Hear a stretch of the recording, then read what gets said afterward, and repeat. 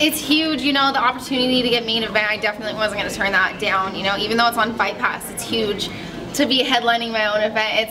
It's unreal to me, and it still hasn't set in. And I've talked to a few of my teammates that obviously have been main events before, and they told me it's just a completely different feeling, and I can't wait to feel that. Could you ever imagine, you know, when you first started your career, that just these, you know, being so young in your career to already be headlining a UFC event? No, definitely not. And you know, even when I started MMA, I never knew this is where it would take me, and having all these amazing opportunities unfold has been just nothing but a blessing. So I'm really excited to see where my career takes me, and I'm very happy with the way my career has been so far. The UFC have always, you know, obviously been touting you as this huge rising star, and then they put a lot of attention on you, but perhaps also a lot of pressure. How do you feel about all this attention they're giving you? No, for me, I haven't felt necessarily a lot of pressure from the media attention, from anything the UFC's put on me. This is everything I can handle, and I absolutely love it. I can handle more if they wanted to throw it at me. So I love every second of it, and I've always known from a young age I was meant for the spotlight, and I didn't know what platform that would be, and it just happened to be MMA. Yeah, you seem to really be taking all of this in stride, really embracing all of some of the videos this week. And where does that come from? Where does that confidence and that ability to take all of this spotlight, all of this pressure so easily and handle it so easily? Yeah, you know, I would have to give a lot of thanks to actually my dance teachers.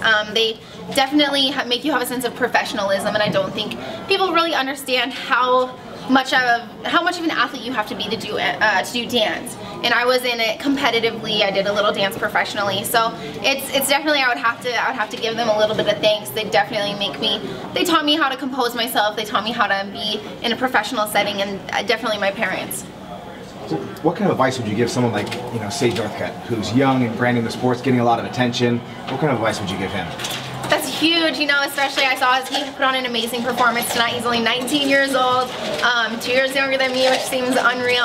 But you know, it's exciting, and I would just tell him to embrace every second. This is a crazy journey, and you never know when it could end. And so for me, I just embrace every second, every opportunity that comes my way. Like every media interview could be my last one. You never know what's going to happen. So I just like to enjoy every second of this ride. Has there been a moment yet where you've been sat back and just been like, this is insane, this is crazy? Yeah, you know, after I guess I had my first meeting with Lorenzo, and after getting out of that, I called my parents and I was like, holy cow, like what just happened? I just had a meeting with the owner of the UFC, and it's every little thing like that. I really have to try to make myself step back and step out of the fighter, step out of my career, and just look at everything I've accomplished, and it's just so amazing, and I'm just so blessed to be where I am. So, you know, you defeated Alex Chambers in your last fight. I'm sure you've had time to look at it now. What do you feel you did well, and what do you feel you could improve upon? You know, yeah, I definitely feel I did well in that fight. It came out with a win. I think looking at my performance, I wasn't really impressed with how I performed. I think I was a little bit too confident going into that fight. There was a lot of areas where I made mistakes because I was so confident. I didn't move my head. I was letting her hit me a few too many times without making a conscious decision to change position. I was able to come out with a win. It was a great win for me, and I was able to look at the tape and definitely correct myself and get ready for the next fight. You mentioned that overconfidence. Was it just, you know, feeling great coming off your last performance? Maybe Alex isn't necessarily in the same rank as you, in the same range as you. Was it just sort of being a little bit like, maybe this is a fight that I should win and it won't be as hard as maybe it is?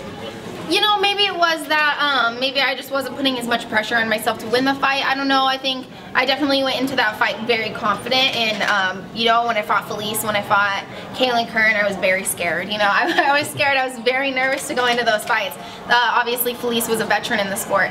So, I mean, it was scary to fight her. She was someone I looked up to. So when I was able to pull off that win, and I went out there being careful a little, I mean, I'm really aggressive when I fight, so I don't look too cautious, but I definitely was a little more careful going into that fight. I was looking at her. She's someone who definitely looked like she could knock me out. So, I mean, I went into that one a little more hesitant, and maybe I need to bring it back, come back to my technique a little bit more. Yeah, how do you make sure you don't have that against JoJo in December?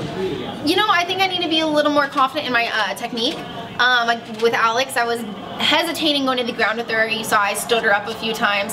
I was hesitant going to the ground with her just because I knew she had a background. She had a purple belt in jiu-jitsu, and she held some championships in Australia, I believe. So I was hesitant to go to the ground with her. I stood her up, and I should have had a little more confidence in my groundwork, because that is where I feel really comfortable. I tend to take my fights to the ground, and I feel comfortable on top of people on the ground.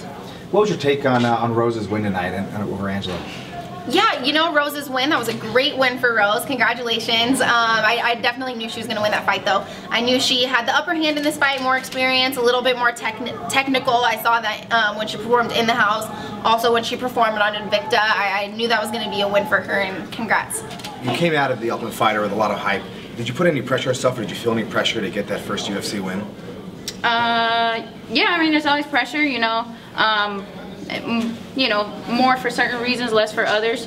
But now it's, you know, now that I've won a fight, all the spotlight's gonna be right back on. I think that everybody's just been waiting for me to officially get the win to get all in my face. So I'm just ready for it. Well, what exactly was the game plan going into this bout with Hill? So the game plan was just to, you know, go out there patient, stick the jab, you know, and let for the right opportunities to present itself. I know that Angela, she's very, she has great strength and conditioning, and she's, she's, you know, I just had to nullify her striking and just be patient, and then, you know, whatever mistakes she was going to make, capitalize on them, and, you know, hopefully the finish will present itself.